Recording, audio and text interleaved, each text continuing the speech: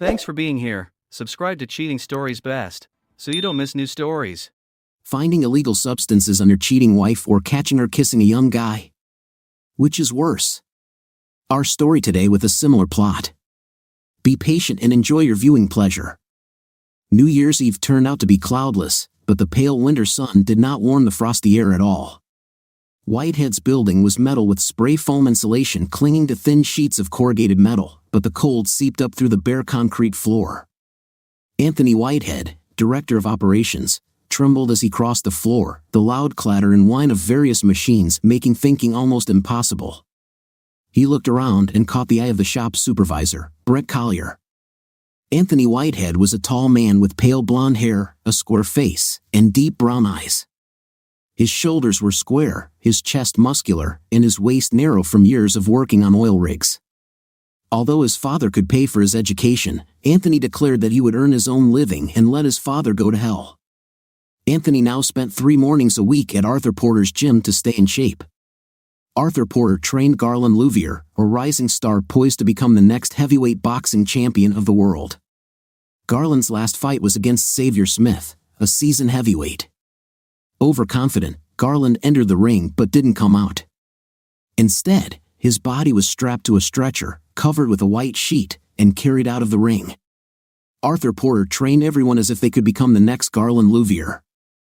"Yes, sir," Brent said. Anthony tensed. Brent Collier had a special way of saying yes, sir, as if you were saying your 5th point, sir. Brent Collier was the type of person who smiles in your face and then slashes all your tires and pours sugar into your gas tank when you're not looking. At 3:30, send everyone home. Tell them Happy New Year and we'll see them on the 2nd, okay? Said Anthony. Yes, sir, Brent said with a new accent. They will be paid until 5:30. No one loses their watch, Anthony clarified. As soon as the last one checks out, please put the time sheets at my door. Okay, thank you. Yes, sir, Brent said again, smartly. Anthony walked away from the now grinning supervisor. Anthony, your father is dead. That's how this nightmare began. Anthony Marcus Whitehead received a phone call at 6:42 in the morning, painfully hungover. He pushed aside 4 or 5 empty beer cans and knocked back 2 of them to grab the ringing, dancing cell phone. Cheyenne, his wife, cursed loudly and rolled over. Anthony also cursed when he saw beer leaking from overturned cans staining the carpet. Anthony, your father is dead, said Susan Whitehead, his mother. Anthony's father had suffered a disabling stroke 2 years after marrying ash blonde Natasha Jenbach. He barely held on for another 3 years. Finally, Anthony thought, well, this is not surprising. Crap, what time is it now? Tell them to call back, Cheyenne complained loudly. Cheyenne's blue eyes sparkled furiously, but she held back her response.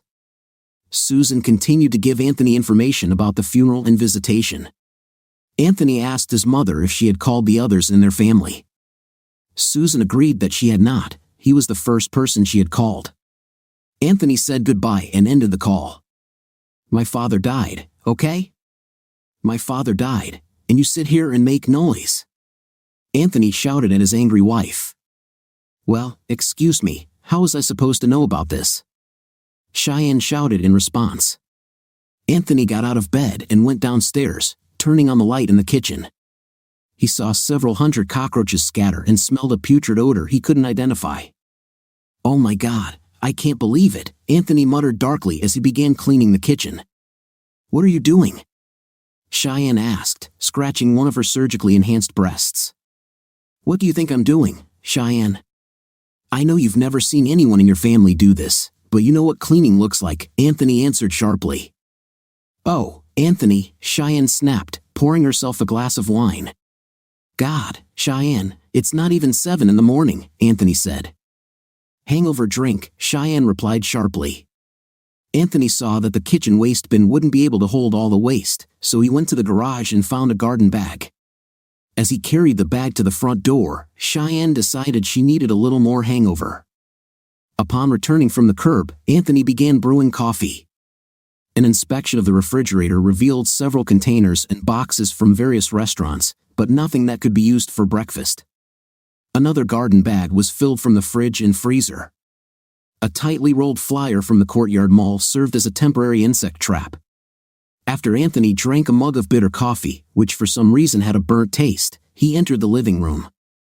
In the living room, it was clear that the mahogany coffee table and matching end tables were covered in numerous round marks from beer cans, none of which had been placed on coasters to protect the expensive furniture. There were a few mysterious scratches that Anthony could not determine the source of. The entire time, Anthony sweated and strained to clean the house, his headache pounding non-stop. He wanted a drink, a can or 4 of beer, or to open the 5th bottle of gin he saw on the mahogany shelf. "What do you want for lunch?"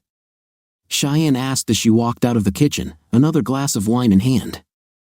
"You cook?" asked Anthony. "Yes, of course." "Are you drunk?" Cheyenne laughed. "Now I'll call Hop Kim's and let them prepare it." "Yeah, well, hot and sour soup and twice-cooked pork," Anthony decided, looking around the living room and not knowing where to start. "Okay," she said. "It will be ready in 20 minutes. Will you go in your own car?" Anthony asked, deciding to try the furniture polish and paper towel on the coffee table. "Sure," Cheyenne said, raising her glass of wine. "Damn, Cheyenne, busy. Okay, never mind, it's not important," said Anthony, seeing that the polish had no effect on the surface of the table. After lunch, Cheyenne put more than half of her food into the now nearly empty refrigerator. Anthony ran the vacuum cleaner over the carpet in their living room. Cheyenne switched from wine to vodka and watched Anthony with an amused expression on her face. "Crap." As he walked, he noticed how dirty the steps looked. Apparently, they had not been swept or washed for a long time. The bathroom light flickered and then illuminated the room with a bright light. The lamp above the mirror once had 3 frosted bulbs, now only one light bulb had a frosted cap softening the lighting. The other 2 bulbs were unprotected, unfiltered, and the light stung his tired eyes. His face was swollen with bags under his eyes, covered with thick light brown stubble. His blonde hair was disheveled and unkempt. "What are you doing now?" "Look how beautiful you are," Cheyenne taunted, finding Anthony's actions funny. Anthony looked at his wife's reflection in the mirror. He knew why he started dating a rude, loud girl. Her breasts were huge, her blonde hair was dyed. Anthony actually liked her dark roots. Most importantly, Cheyenne angered Marcus Whitehead. Cheyenne Allison Frick went up against Marcus Whitehead, and the fear of pregnancy drove Marcus so crazy that he threatened to kill the blonde girl. Susan didn't like Cheyenne either, but she tried to persuade her with gentle words rather than threats. The most Susan could do was get Anthony to agree to a prenuptial agreement. Cheyenne refused to sign the document, but Anthony, on the verge of finishing his master's degree in engineering, knowing that his monthly salary from the St. and parish government was more than Cheyenne and her mother's annual income combined, stood his ground. "Put your John Hancock on the dotted line, Miss Frick, or you can keep the engagement ring as a parting gift," Anthony stated calmly. After uttering a series of curses, Cheyenne nevertheless scribbled her signature on the indicated line, casting death glares at Anthony's lawyer. Cheyenne initialed each page of the 7-page document and then signed the last page. "Well, what about her things, huh?" asked Uncle Tommy. "Okay, I'll play your game," Anthony said, looking at the bloated man. "What does she bring to this marriage?" "The marriage is ending. For some reason, she can keep her breasts and her tattoos." "What else does she have?" Now, 14 years after their wedding, Anthony wondered what had made him marry Cheyenne Allison Frick. He looked at the dirty mirror in the bright light of the bathroom and wondered why he had allowed himself to be convinced to buy this monstrosity of house. He wondered when and how he had turned into the swollen, unkempt man he saw in the mirror. Luckily, the water heater worked. Anthony used a damp cloth to soften his 3 or 4-day-old stubble, then he began to shave. Cheyenne got tired of watching his efforts and went in search of more alcohol. The entire time he shaved, Anthony's headache throbbed relentlessly. God, how do blind people shave? Anthony wondered aloud, wanting to close his eyes from the bright light. After the shower, Anthony found a shirt. After putting on the shirt, Anthony received another shock. The shirt didn't fit his chubby body. He barely managed to fasten it around his stomach. It was the same with his best suit. We're almost out of beer, Cheyenne said as he walked down the stairs. And Mom said she was really sorry to hear about your dad. Tell her it's very noble of her, said Anthony. Cheyenne, it's almost 4 o'clock. When do you usually take a shower? Don't know, whenever I want, Cheyenne shrugged, handing him the jar. I don't want it anymore, Anthony said. More than what? Cheyenne asked. What did you have it upstairs for? Anthony replied. No, Cheyenne, I don't want it anymore. I don't want this crap. God, look around you. It was a $200,000 house. We'd be damn happy to get $100,000 for it the way it is now. And look at me. On our wedding day, I weighed 171. I'm afraid to step on the scale to see how much I weigh now, Anthony said sharply. I still weigh 124, Cheyenne boasted, pointing at her body. You're 5.2, Anthony said, looking around the living room. I do, Cheyenne assured shrilly. No more. No more of everything, Anthony said. I hope you don't think this is about me, Cheyenne said, her eyes widening. Of course not, Anthony said, heading into the garage. I expect you to do whatever you want, whenever you want, how you want. Anthony went to his mother's house. Jimmy and Lisa Whitehead, his sister and brother, were already there. After knocking once, Anthony entered the house and found Susan, Lisa, and Jimmy drinking coffee at the breakfast table. As usual, Susan sat between Jimmy and Lisa. I hope there's another cup, Anthony said, hugging his sister and then his mother. Yeah, Susan agreed. Call your sisters, Lisa demanded. They won't come. Oh, okay, Anthony said. Damn, it was a spontaneous decision for me. No, they say they won't go to the funeral, Jimmy clarified. I'll talk to them, Anthony promised. I need you to say the obituary, Susan said quietly. What? Anthony laughed bitterly. What do you expect me to say? That he was a fool who didn't know how to make concessions? That it was always his way or not at all? That he only did something when it benefited him? He was a good father, his ex-wife defended. Yes, Mom, he was a wonderful father, Anthony thought sarcastically. Honestly, I don't think I can handle it well, Anthony admitted. I'll still stay. Thank God, Jimmy guessed as Anthony swallowed 3 aspirin tablets with a sip of coffee. No, Jimmy, hemorrhoids, Anthony replied sarcastically. So stop being a pain in my heel point, Anthony said reproachfully. Before leaving his mother's house, Anthony agreed to persuade Cindy and Barbara to come to the funeral. He also agreed to deliver the obituary. He congratulated Jimmy on his 10th anniversary and asked Lisa how his niece Gracie was doing. She gets a B for the semester, Lisa said proudly. Do you have money? Cheyenne asked when Anthony returned home. A couple of bucks. For what? Lionel will come. We'll bring about 300 Bahama Black, Cheyenne said. Well, Cheyenne, that's a problem, Anthony replied. You see, I don't want this crap in my house anymore, and since you want it, I guess you'll have to find a way to get those 300 bucks. I won't pay a penny. What? Cheyenne sighed in shock. Not sure what you mean by what, but I'll say it again. I don't want this in my home. I do not need it. I won't pay for it. Moreover, I'm seriously thinking about throwing out all the alcohol too. Oh no, you wouldn't dare, Cheyenne barked. However, Cheyenne somehow found $300 by the time Lionel Turner arrived. The man looked disgusted as he slowly counted the crumpled bills. Anthony almost poured himself some gin but didn't. Instead, he busied himself with other things, trying to write his father's obituary. While Cheyenne was sleeping, Anthony found her wallet and took out all her credit and debit cards. He did the same with his wallet, leaving himself with only one credit card. The cards were locked in a small safe in their home office, along with any documents associated with their cards. Bank statements were also locked, inaccessible to Cheyenne. The next morning, while Cheyenne slept, Anthony got dressed and headed to Dusty's country kitchen for a hearty breakfast.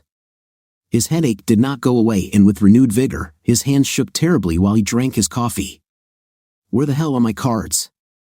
Cheyenne screamed into her cell phone. What cards, Cheyenne? You don't have any cards, Anthony replied calmly.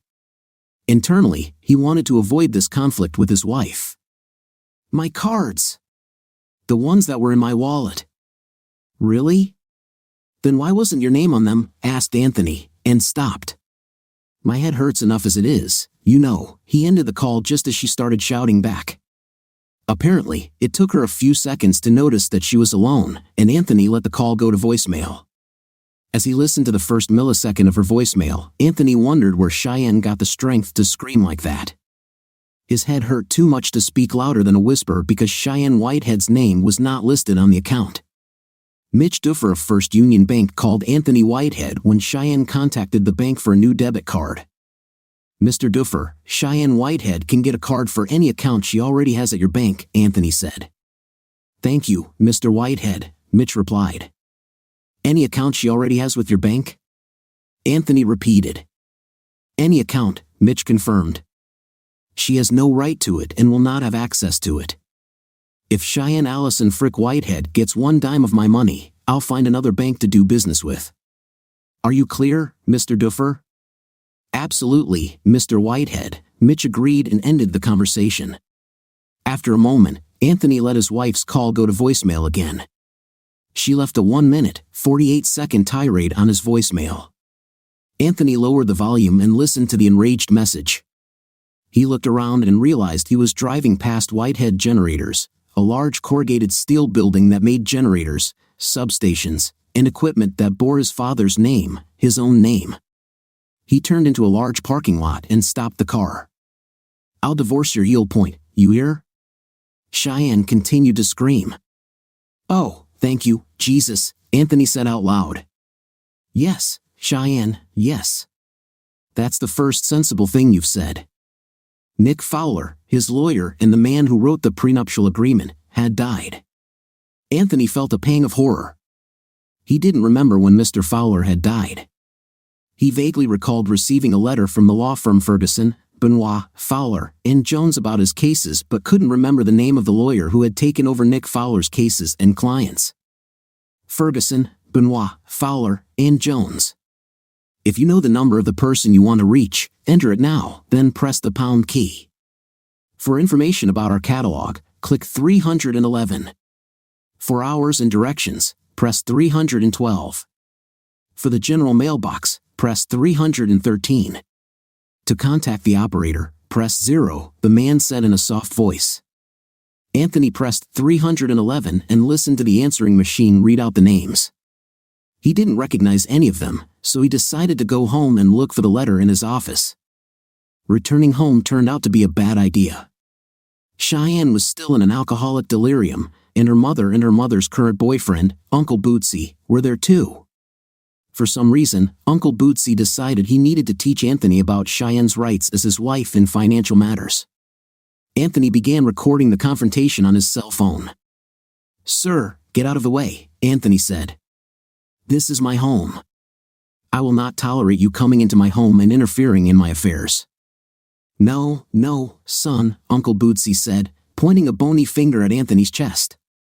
Sir, don't touch me again, Anthony warned. The old man didn't listen and poked his finger into Anthony's chest again. The man smiled as Anthony hit him. I was in the army, boy, Uncle Bootsy laughed easily, parrying Anthony's clumsy blow. Anthony's foot shot forward and hit Uncle Bootsy square in the groin. He raised his knee and crushed Uncle Bootsy's nose. Mrs. Frick, you and your boyfriend need to leave my house now, Anthony ordered. The woman who had been screaming in Cheyenne suddenly fell silent. Anthony locked himself in his home office and began looking for the letter from Ferguson, Benoit, Fowler, and Jones.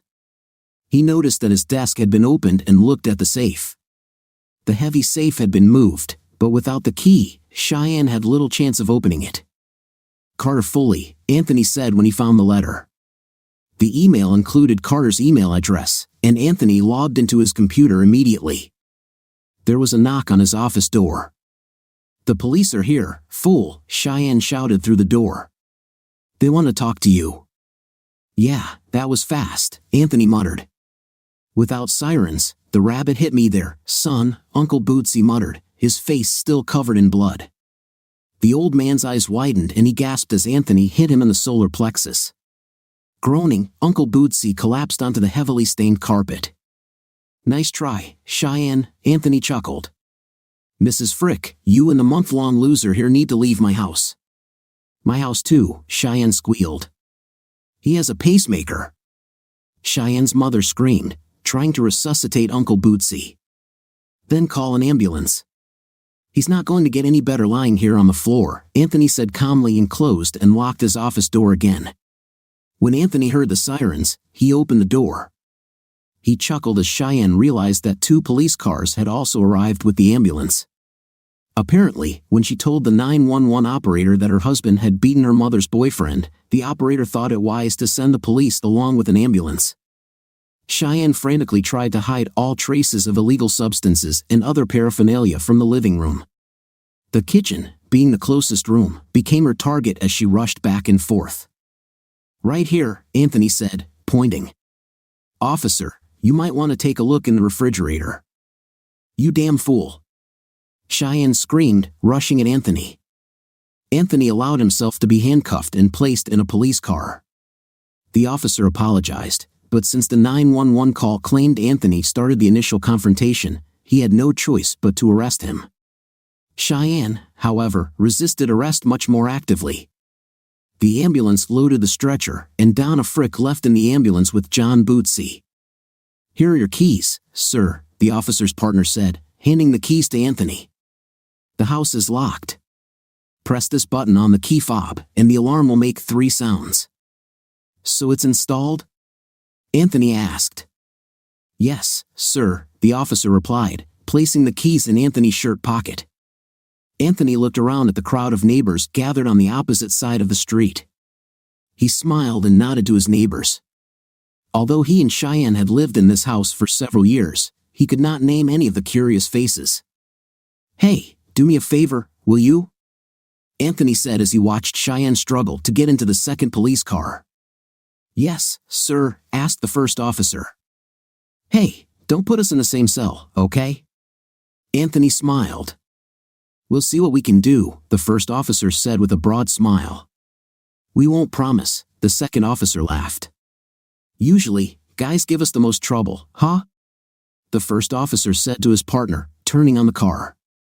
"Ferguson, Benoit, Fowler and Jones.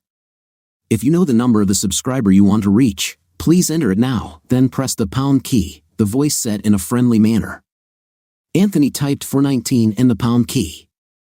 A moment later, Carter Fav's voice came over the line, inviting Anthony to leave a message. "Sir, your wife wants to know who her lawyer is," the policewoman asked. "I have no idea," Anthony replied. "I didn't know she had a lawyer." "You're enjoying this, sir?" the first arresting officer asked. Carter Fav was a handsome African-American with a firm handshake. His face showed no emotion as Anthony explained what had happened. He just nodded when Anthony stated that he would also use Carter for his divorce. "First things first," the lawyer finally said. "Let's have your preliminary hearing, then we'll worry about everything else." "Damn fool," Anthony muttered. "No, you can't tell me to shut up," Cheyenne yelled at Anthony and the bailiff as he and Carter entered the St. and Parish courthouse. "Participant number 2, Carter said, showing a sense of humor he hadn't shown before. "Yes, guess what? We have lovely farewell gifts for her," Anthony joked. "Zelda, tell her she won," Carter said, pointing to the spot. "Let me talk to David Hightower. Let's see what he has." Carter and David Hightower, the assistant district attorney for St. and Parish, leaned their heads toward each other, whispered, and then walked away. David looked at the documents, glanced at Anthony, and nodded to the civil engineer. "They didn't tell me you worked for St. and," Carter accused, turning back to Anthony. "Sorry, I swear I thought I mentioned it," Anthony replied. "Anyway, since he knows where you work, he doesn't think you're likely to run away," Carter said. "That allows you to testify. I guess we're going for not guilty, and you're out of here." "Depends. I don't even know what I'm accused of," Anthony admitted. "Domestic violence, assault, and battery," Carter said. "Then yes, innocent," Anthony agreed. "Damn it," Anthony muttered. "Let me out of here." Cheyenne screamed as Judge Linda Newberg slammed her gavel, releasing Anthony after David Hightower didn't request bail. Keep screaming, Anthony chuckled as Judge Newberg ordered the bailiff to escort the female inmate out of the courtroom. Anthony went home, shaved, showered, and found some comfortable pants and a decent shirt. He then called Carter's office. "Okay, I passed the preliminary hearing. Let's get on with the rest," Anthony said. "Don't waste time, huh?" Carter asked. "My father died yesterday." "No, 2 days ago," Anthony continued. "Mr. Favre, I'm really sorry for your loss," Carter said, sounding almost sincere. "And I have no idea what, if anything, I will inherit," Anthony continued. "Knowing my father, it could be a box of dirty diapers and a note asking me to kiss his heel point." Carter asked. "Not the best relationship," Anthony admitted. "But if it's even $1, I want to make sure Cheyenne Allison Frick Whitehead doesn't get a dime from this." "So do we file for divorce before the will is read?" "She will have no rights to anything, and we have a prenuptial agreement," Carter said. "Thanks to her behavior in court this morning, we know where she can be found to serve the summons." Anthony chuckled. The visitation to farewell Marcus Whitehead was quiet. Anthony tried to squeeze his body into the black suit and found that he couldn't. Abdul sold him a new suit and a fresh white shirt to go with it. Cindy and Barbara, the Whitehead family twins, appeared at the farewell ceremony. Anthony explained to both that they had not come for their father, rather, their appearance was to please their mother. Anthony's obituary spoke largely of the empire his father built and his few philanthropic endeavors. He also shared a slightly funny anecdote with business acquaintances and several friends and family members who were in attendance. "I don't even remember what stupid thing I did. I mean, really, out of the thousands and thousands of stupid things I've done, try to remember one specific incident. Anyway, I did something stupid, and my dad just sighed and said to me, 'You know, there's no trick to loving a good child, but damn, you've got to know all the tricks to love a bad one.'" I wonder who he was talking about, huh? "Well, Dad, I'm sure God is using every trick in the book to love you now," Anthony concluded. "Lord, big brother," Lisa said in a whisper, "it was so sweet that I almost believed you meant it." "Bite me off," Anthony chuckled and hugged his sister. Somehow, Cheyenne managed to turn her stint in the St. Anne Parish Jail into addiction treatment at DG Guard's chemical ward. The only reason Anthony knew about this was that Cheyenne was covered through his insurance with St. Anne Parish. Carter shrugged, unable to do anything since Cheyenne could not be extradited. The CDU could not release the names of any of its patients and could not tell Carter Favre whether Cheyenne Allison Frick Whitehead was a patient at their facility, even though he knew she was there because of his client's insurance. Whether Carter Favre was a lawyer or not made no difference to the institution since the divorce in question was considered a civil matter. Carter shrugged again and contacted Anthony Whitehead. "She's either incredibly smart or incredibly lucky," Carter told Anthony seriously. "Incredibly manipulative, incredibly cunning, incredibly selfish," Anthony sighed. "The reading of the will is scheduled for tomorrow." The reading of the will was a bit of a surprise for the Whitehead clan. Even though Marcus had turned his back on them to woo the now-married Natasha Jenbach, even marrying the younger woman when her divorce from Dwight Date became final, he did not turn his back on his ex-wife or his children and grandchildren. In his will, Marcus made provisions for them. "I suggest we call a board meeting immediately," Susan said seriously as they sat in the conference room of the lawyer's office. Susan's appointment as chief executive officer of Whitehead Generators was approved fairly easily, with only one vote against Anthony's appointment as COO, and that was Anthony himself. "Hey, in case you forgot, am I currently working officially employed at St. Anne?" Anthony asked. $42,000 a year or $500,000 a year? "Even if you went to UL, you should understand that," Jimmy said. "You protect my money, Gracie's money, as well as yours," Lisa persuaded him.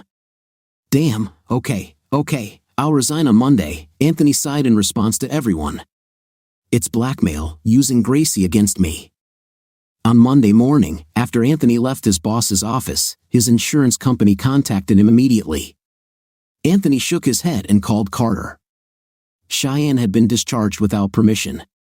"Damn," Anthony told the man. Carter contacted Cass Jackson and gave the procedural officer the address of Mrs. Donna Frick and the addresses of Anthony and Cheyenne Whitehead. The man smiled and assured Carter that he would get down to business. "Yo, yo, yo," Cass Jackson said as Donna opened the door to her trailer. "Hey, Mom. Eliel told me to say hi to Cheyenne. You know what I mean?" "Lionel," Cheyenne said from behind Donna. "Damn, that was fast. Just called him, 5 minutes ago?" Cass smiled widely. "You know how it happens. I was nearby and your boyfriend called me." "Okay, here's $200, Cheyenne said, holding out 2 brand new $100 bills. "Hey, no, wait, take them back. We'll need them," Cass said, losing his smile and accent. "Mrs. Whitehead, you have been served with a summons." "What?" Cheyenne asked, shocked, as Cass pushed a manila folder into her hands. "You know what it is," Cass laughed. "Have a nice day, everyone." Anthony didn't have to guess whether Cheyenne had been notified. She called his cell phone, sent him several threatening text messages, then called his work phone and screamed at him when he answered. "Penne, I'm at work," Anthony said calmly. Anthony didn't feel calm inside. He didn't like confrontation. "Do you remember I supported you when your husband left and I took over your responsibilities here while you went to court trying to get alimony from that scoundrel?" Anthony reminded Anna quietly. "You're right," Anna said after a long silence. "You really did." "A place appeared near that shopping center, Apco Grand," Anthony said. "Do you want to go there for lunch?" "I cannot. Brianna needs braces," Anna answered. "I'll treat you," Anna said. Anthony, at lunch, listened to his colleague talk about what the future held for him, a lonely existence, even with 3 children crammed into a 2-room apartment. An existence where you have to choose between braces for Brianna and a new jacket to replace the one that's falling apart. When you have to tell children that their desire to go to a trampoline park or go karting on their birthday is simply impossible. "I love them, this is my life, you know." But God, sometimes, and sighed heavily as the waitress assured them that their lunch would be ready soon. "What do you do for fun?" asked Anthony. "Putting pins into my ex-husband's voodoo doll," Anne answered. "I wanted children," Anthony said. "My niece Gracie, God, what a beautiful girl she is. It breaks my heart every time I think about it. Either way, I would love to have my own little Gracie, my own Brianna or Shannon, or his own little Ricky, even if he likes football. If you want them, they're yours," and joked, "enchilada without rice." The waitress interrupted them. "Here," Anthony said, but it never seemed like the right time. Cheyenne needed this, she wanted that. Now, looking back, I understand. If we had a child, the child would have to compete with his mother for everything he wanted. "Thank you for lunch," Anne said as they left the restaurant. "Thank you for listening," Anthony replied, opening the car door for her. "Damn, I did more talking than you," Anne reminded him.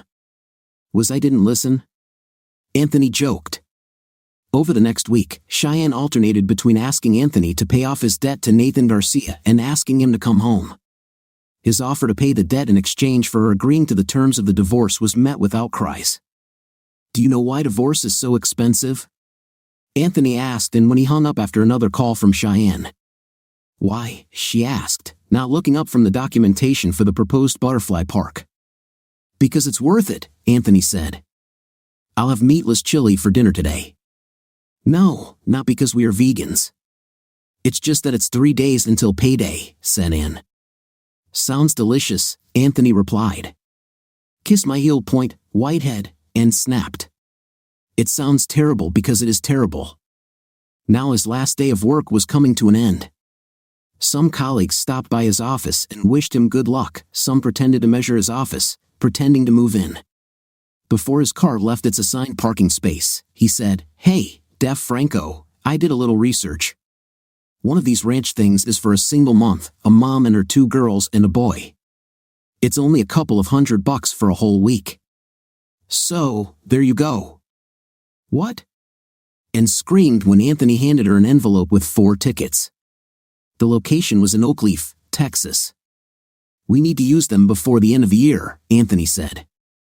Bye. Anthony spent his first day at Whitehead Generators walking around the facility, getting to know the employees and observing how they worked. His head ached and his ears were ringing before an hour had passed. Leaving work, his head pounding and his ears ringing, Anthony noticed a low cinder block building. The banner announced that Arthur Porter's gym was now open. The ringing in his ears did not prevent Anthony from hearing Arthur Porter, who was almost deaf. He didn't speak, he was yelling with his teeth chattering. Arthur sized up Anthony, shook his head in disgust, and signed him up for a year's gym membership. Carter informed Anthony that Cheyenne required counseling. Anthony actually laughed but agreed to go. "Who knows," said Anthony. "Yes, let's try consultations." "Okay," Carter said. "If she pays for it," Anthony added. "Okay," Carter smiled. "What the hell should I pay my beauty?" Cheyenne yelled into the phone. "Cheyenne, do you know another way to talk?" Anthony sighed. "My head already hurts from all the noise at work. I don't care how you pay for consultations, but if that's what you want, you have to pay for this. You don't want to work on our marriage?" Cheyenne asked with pity. "Honestly, no," Anthony admitted. Somehow, Cheyenne found a way to pay for her first consultation session with Dr. Sylvia Hoopen. In the waiting room, Anthony nodded politely to Cheyenne and continued filling out the form. In the employer column, he wrote no. In the insurance column, he again wrote no. In the additional source of income column, he wrote obscenity. Marn Vole, Dr. Hoopen's receptionist, smiled when Anthony handed her the clipboard. The attractive middle-aged woman immediately began entering Anthony's information into the computer. "It's disgusting," exclaimed the woman, whose eyes flashed with anger. After a moment, Anthony grinned at her. She was still angry when Cheyenne handed her the information she had scribbled on her forms. "Dr. Hoopen will see you now," Marn said, pointing to the door. "Ladies first," Anthony said, the first words he had spoken to Cheyenne since they entered the small waiting room. 10 minutes into the session, Anthony no longer believed that Dr. Sylvia Hoopen could help him and Cheyenne repair their relationship. Within 10 minutes, he was tired of the woman's one-sided opinions and her fortune cookie-style advice. "Sylvia," asked Dr. Hoopen after Cheyenne had taken almost 35 minutes of the 50-minute session. "Yes?" Anthony answered politely. "How do you feel about what your wife said?" Sylvia asked. "Oh, well, it was nice," Anthony replied. "What exactly was pleasant?" Sylvia was surprised at his unexpected answer. "Well, it was nice to hear that she can talk and not just scream like she usually does," Anthony said. After the third session, Sylvia recommended several individual sessions in addition to family counseling. "Oh God, no," Anthony objected. "Well, Anthony, it's obvious that you have some anger towards women," Dr. Cooperstein began reproachfully.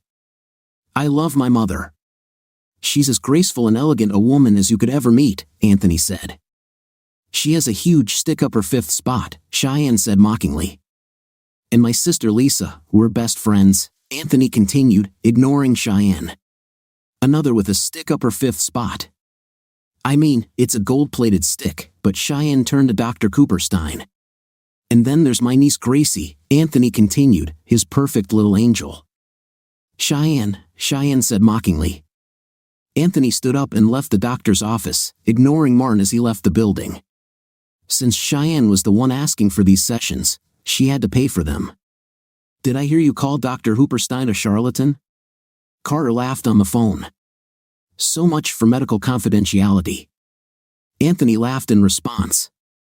Neither Carter nor Anthony knew how Cheyenne or her lawyer managed to arrange it, but they ended up in Judge Ken Thott's office. Cheyenne sat with a satisfied smile on her face as her lawyer made a plea to force Anthony to return for counseling and pay for it. "Anyone except that charlatan Sylvia Hooperstein," Anthony objected. "And since my client has already completed 3 sessions, no more than 5 additional sessions," Carter asked. "Is Dr. P. Kevorkian available?" Anthony asked out loud. "He died a few years ago, I'm afraid," Judge Thiel chuckled. 8 sessions with a licensed counselor that both parties can reasonably agree to, and Mr. Whitehead, since you are officially employed, you must pay at least 65% of these expenses. Dr. Jackie Trahan was an attractive woman in her early 30s. She had a firm handshake and looked Anthony and Cheyenne in the eyes as she addressed them. She listened intently, taking notes on a small pad, interrupting to clarify certain statements. She gave Cheyenne 25 minutes, then Anthony 25 minutes. She also admonished Cheyenne for interrupting Anthony. "Fine, next week, Anthony. We'll talk about your goals. What do you hope to get out of this?" Jackie asked. "Same thing," Cheyenne said. "What do you hope to get out of this?" Jackie asked again. "Are you an idiot?" Cheyenne said in surprise, her eyes widening. "I want our marriage back." Jackie suppressed a grin behind Cheyenne. Anthony shook his head in denial. "Okay, this is your main goal. Think about your secondary goal, tertiary goal." "I like her," Anthony commented as he and Cheyenne left the woman's office. "Oh, of course you like her," Cheyenne said. "She seduced you the whole session," she accused. "What?" Anthony was surprised, stopping at his car. "She seduced you the entire session while I was trying to talk," Cheyenne repeated. "Well, next time I'll take a look," Anthony promised. But there was no next time. A surprise visit by a court official to Cheyenne's home revealed illegal substances lying in plain sight on the coffee table. John Bootsy Borden was unhappy with his trial. He had already been replaced in Allison's bed and only made his situation worse by threatening Anthony Whitehead in front of the judge, prosecutor, and bailiff. "Keep talking, loser," Anthony chuckled. This, of course, provoked more threats and promises of revenge. What could have been a simple fine and probation turned into 40 months in a medium-security prison. John did not make it to the facility, however. He died of a massive heart attack 2 days after the trial. Anthony continued to experience difficulties at work at Whitehead Generators. Many employees did not accept him. He was a stranger who suddenly appeared and became their boss. Production began to fall slowly at first, but in recent weeks, it had virtually ground to a halt. Meetings with the heads of each department did not bring results. Each executive also did not accept Anthony's sudden appearance. Most of them had started at the bottom and worked their way up in their departments. They believed that Anthony should have started at the bottom and worked his way up through the ranks. Susan and Lisa couldn't help. They were, of course, concerned, but they had no applicable knowledge of what to do in such a situation. "Mom, I'm going to do something very, very drastic," Anthony finally said after receiving an angry call from an overseas company. "Do it," Susan said. "Do it," Lisa agreed. The next morning, there were 60 boxes of tornado donuts on the table. Each employee was invited to enjoy them, take 1, 6, or a dozen of the delicious treats. Large kettles boiled dark, rich coffee. There were also 2-gallon jugs of milk, whole and skim. Anthony poured himself a large cup of whole milk and dipped his vanilla tornado donut into it. Okay, Anthony said as the staff chatted, ate, and laughed. Heather, the production manager, called for quiet. "Mr. Whitehead wants to say something."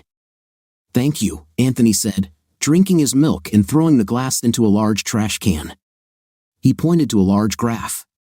It had colored stripes extending outwards. The red one showed last year's numbers as of this day. "Not bad, right?" he said. He let the whispers of agreement fall silent, then he pointed to the red stripe. "You know, they were good. You all got some pretty hefty bonuses in your Christmas stockings, right?" said Anthony. "Well, they were Christmas bonuses," Brent began. "Nonsense, pure nonsense," Anthony interrupted sharply. "They were issued 2 days before Christmas. These were Christmas bonuses. Does anyone hate that they're called a Christmas bonus? You can return this bonus to Whitehead Generators. Anyone want it back? No? Then I hope you all enjoyed these Christmas bonuses." So, as I was saying before political correctness came in, the numbers last year were good. The numbers this year are terrible. Anthony pointed to the blue stripe. The blue stripe was almost 3/4 the length of the red stripe. "Can anyone tell me why the blue band numbers are terrible?" Anthony asked. The silence was broken only by someone coughing. Anthony looked at the employees and the managers. They all looked back at him. "What changed?" what has changed between last year and this year? Has demand fallen? According to our sales, this is a big, hard no. Has product availability changed? Looking at our stock, that's a big fat no. Has the trucking industry stopped sending trucks to our loading docks? No. Have shipments to our customers stopped? No. So, what's changed? Anthony asked. There was silence again. Some employees looked down at the hard concrete floor. The only thing that has changed is the death of my father, and last I heard, he wasn't coming down here to help unload the trucks. He did not manage the parts manufacturing process. He did not switch cylinders. He didn't come down here for assembly. He didn't load the trucks. The man sat in his office and made sure that parts were ordered, bills were paid, and employees received salaries. And it's still going on. So what has changed? How exactly could Marcus Whitehead's death affect our production? Anthony continued after a long silence. He removed the bar graph and folded it, then threw it into the trash can. So, that's what's going to change, Anthony said. Or are the numbers returning to the level they should have been 6 weeks from today? 6 weeks later, he looked at his watch, 7:43. Either each of you, without exception, every last one of you, will be unemployed. Have questions? No? Go to work, Anthony finished. He turned around and walked up the metal steps to the office. Less than 4 weeks later, 27 days after the dust settled, Lisa reported to the board that production was back to normal. In fact, they were likely to exceed last year's numbers. I suggest giving them a bonus, Jimmy suggested. I suggest not, Anthony replied sharply. What? Lisa was surprised, amazed at her brother's harshness. A bonus for doing what they're supposed to do. If I hadn't gone down there and confronted them head-on, and let them know they were just days away from unemployment, we'd still be talking about how bad the numbers were and trying to figure out how to improve them, Anthony said. Then no bonuses. I'm not even sure I want to give them Christmas bonuses. There will be Christmas bonuses, said Susan. Even if I have to give up my share, our employees will receive their Christmas bonuses. I thought we shouldn't call them Christmas bonuses, Jimmy began. I am a Christian. Are you Christian? We are celebrating Christmas. It's a damn Christmas bonus. Each of them who is offended by the word Christmas has every right to refuse to receive their Christmas bonus. But I'll bet your life that neither of them will mind, Anthony replied sharply. You're betting on my life, huh? Not on yours, mine, Jimmy grinned. Are there any other new cases? Susan finally interrupted the brotherly squabble. Yeah, there's a new case about why Anthony is such a big jerk, Jimmy said. Then I propose adjourning the meeting, said Lisa. I support, Anthony agreed. Anthony continued to pay utilities and home insurance even as he looked for a new place to live. At first, he thought about moving closer to the plant, but he didn't like the areas around Pinocchio. It was even worse in Algae. Many of the houses were built 50 or 60 years ago and many looked as if they had not been painted in as many years. Susan's home was in a gated community next to Hardington Acres Golf Club. Anthony had a tag on his car's rearview mirror, and if he forgot or lost the tag, he also knew Susan's security code and could enter the code into the gate. Cheyenne didn't have a tag. Cheyenne had no code. Cheyenne was still behind bars, but they weren't going to keep her there forever. Carmen Davis was an attractive middle-aged woman. She had a firm handshake and a friendly, relaxed style. She also listened to her clients rather than trying to force them to listen to herself. This alone put her above the last two realtors Anthony worked with. Hardington, you usually have to wait for someone to die before you can get a house in this area, Carmen mused, but there is one on Pennington. Would you like to see it? Let's go, Anthony said.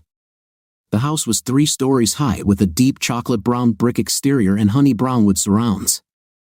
Even before seeing the interior, Anthony decided he wanted this house. The garage was located at the back, separate from the main house. It had 3 spaces for cars and a guest apartment above it. The garage was built from the same brick as the house, and the garage door was made from the same honey brown wood. Don't worry, Carmen said, getting out of the car. The house has been taken off the market. What? but there's a sign from Gold Standard right there, Anthony pointed out. No, I decided that I want this handsome man for myself, said Carmen. You rarely see garage doors like this. Well, since we're here, let's take a look at your new home, Miss Davis, Anthony chuckled. The first floor had a grand hall, a room clearly intended to be a library with honey-brown bookshelves built into 3 walls, and a large fireplace. The kitchen was spacious and had plenty of space to work. The dining room was a little small, but Carmen shrugged. The second floor contained 4 bedrooms and 2 bathrooms. The east side of the floor had 2 bedrooms separated by a shared bathroom, and the west side had the same configuration. Sure, one of these could be turned into a home office, Carmen suggested. Or I could shoot myself, Anthony said. Miss Davis, Carmen said, call me Carmen. Okay, Carmen. I come home to get away from work. Why should I bring it home with me? Asked Anthony. Fine, so no home office, Carmen said. These are really big bedrooms. Ready to see the 3rd floor? There were only 2 bedrooms on the 3rd floor, but each was an apartment. Each bedroom had a fireplace, a large bathroom with a jacuzzi tub, an enclosed shower with a marble bench and 4 shower heads, and a vanity with 2 sinks. Each bedroom also had a large bay window with an upholstered bench. One window faced east, the window in the other apartment faced west. Like I said, it's a shame this house is off the market, Carmen said admiringly, looking at the closet. You could park a truck here, Anthony said, looking into the closet. Of course, my ex, she would find a way to fill it and end up without a place. My girls are not like that, Carmen smiled. But I have a feeling that my granddaughter, Carrie, is going to be a little princess, and princesses need a lot of clothes, don't they? How much did they ask for it? Anthony asked as they walked down the stairs. You know, before you got it for yourself. $475, Carmen answered.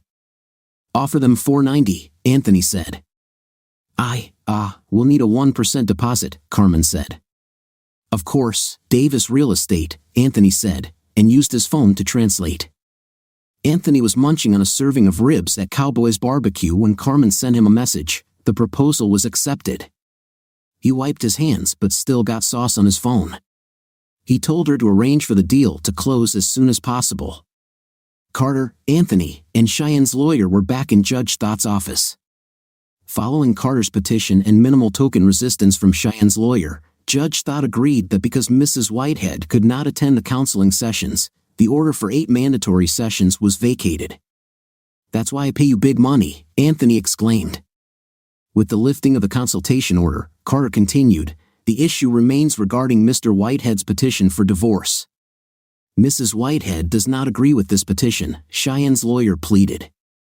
Judge Thott contacted the street and parish clerk of court, who confirmed that Mrs. Whitehead's upcoming trial would take place in 4 months. With this information, Judge Thott refused to proceed with the divorce petition. We honor, Carter said. It's okay, Anthony sighed. Really, the only reason to get a divorce is to get married again, and I have a feeling it will be a long time before I make that mistake again. Yeah, get rid of the one crazy woman who resists divorce until the end. Finally decide to hell with it, we're just making the lawyers rich. So, give it all up, then. Just as you know you're in Burns doing a little shopping, you see this stuffy redhead, the cutest little redhead girl with her, says, "Hi, mister. What are you doing?" And now you're in love and you just need to be with this woman, Carter said. I have a feeling you're not making this up, Anthony said. He smiled wider as Carter raised his left hand, showing his wedding ring. Carter also smiled as he admitted that he was the coach of his stepdaughter's soccer team. Oh, that's good. Maybe one day she'll want to play a real sport, Anthony suggested. Yeah, I'd love to see her pale 5th spot trying to keep up with a bunch of 7-year-olds who all think they're the next David Beckham, Carter smiled. Cheyenne was fined $110,000 and placed on probation for 3 years with a stern warning that if she failed the test again, she would spend 3 years in a medium-security prison.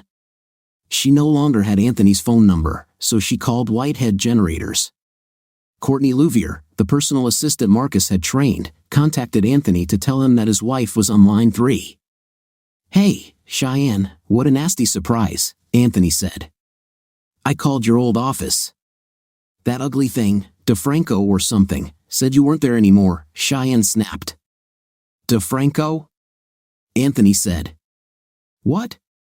Cheyenne asked. Her name is DeFranco, Anthony said. And, Cheyenne, where have you been? What? I was in jail. Cheyenne squealed. I took over my father's business, remember? Anthony continued, drowning out her indignant muttering. That happened before you went back to prison. How am I supposed to remember all this nonsense? Cheyenne asked, and, what's all this nonsense? We don't have to go to counseling anymore, Anthony said. You've been unavailable, but hey, now that you're free, we can move forward with the divorce.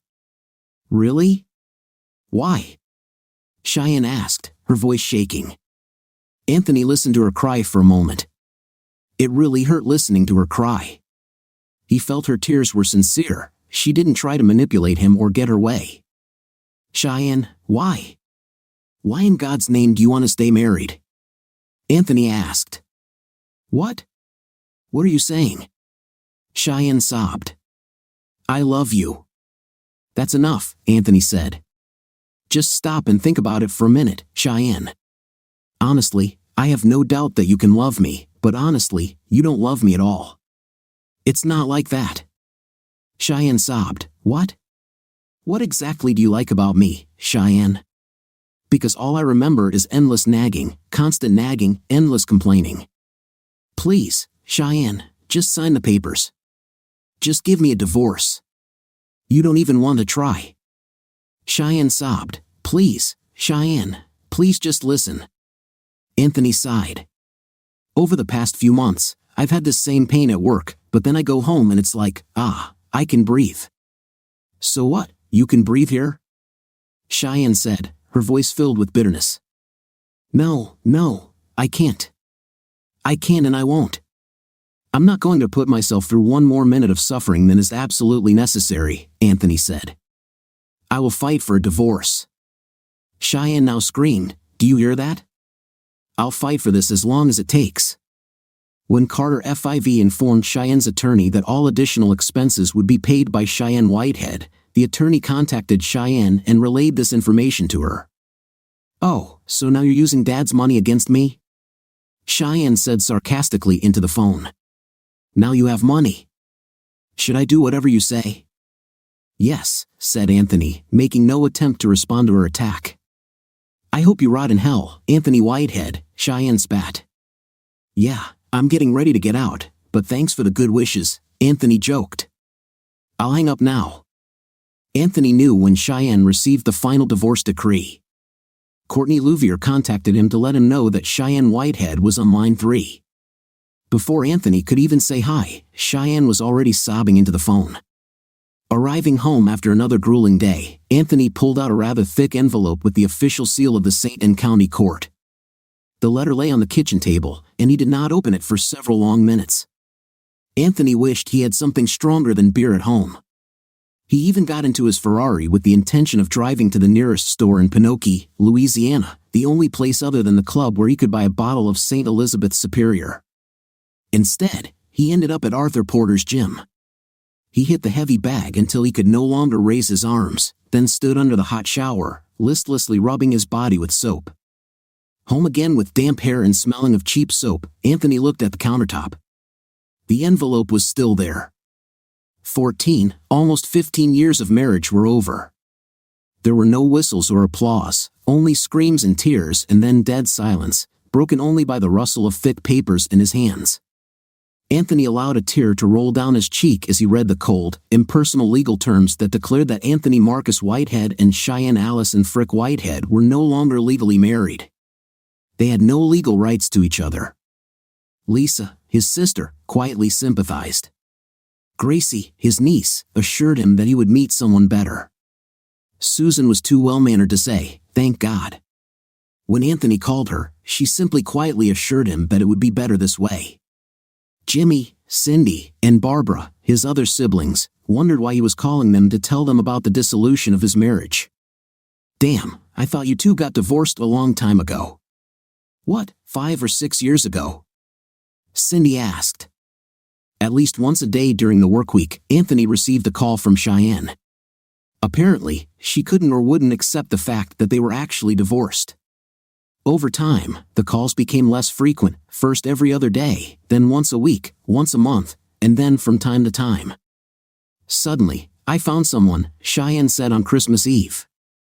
Oh, well, good for you, Anthony said, looking at the bright red envelope his mother had just placed on his desk. Twice as good as you've ever been, Cheyenne quipped into the phone. Oh, I'm sure it is, said Anthony, now seeing the conversation for what it really was. Cheyenne was just trying to make him jealous. The problem was that Anthony didn't feel jealous. Yes, I have, Cheyenne began. Well, that's great, Cheyenne, Anthony said cheerfully. I hope you in. Sorry, you didn't say his name, but I hope you have a very Merry Christmas too. Inside the bright red envelope was his Christmas bonus. Anthony whistled as he looked at the $250,000 amount on the check. Then he smiled and nodded. Under this envelope was another envelope, a postcard from DeFranco, his former colleague. Although almost 2 years had passed, she still remembered to send him a postcard. The postcard showed a horse-faced woman and her 3 children all sitting on horses. Anthony smiled at the genuine happiness they were radiating. Merry Christmas, and wrote. As you can see, we enjoyed the ranch so much that we saved up and went there again this year. Merry Christmas, Anthony said out loud, reading the little notes her 3 children had scribbled on the inside cover of the card. Before leaving his office, Anthony called Oakleaf Ranch and booked a 2-week cattle camp for Ann and her children. He then booked the same trip for Cheyenne and a guest. He was pretty sure Cheyenne wouldn't go, and if she did, she would take her mother with her, not some mysterious new lover. Mr. Whitehead, is this bonus? Courtney asked, a worried look on her face. Yes, miss, Anthony smiled. Are you going to say that's too much, Mr. Whitehead? Courtney objected. Mr. Whitehead, I haven't been doing anything all day, Courtney said. Merry Christmas, Happy Hanukkah, Happy Kwanzaa, hug a tree, whatever you're celebrating.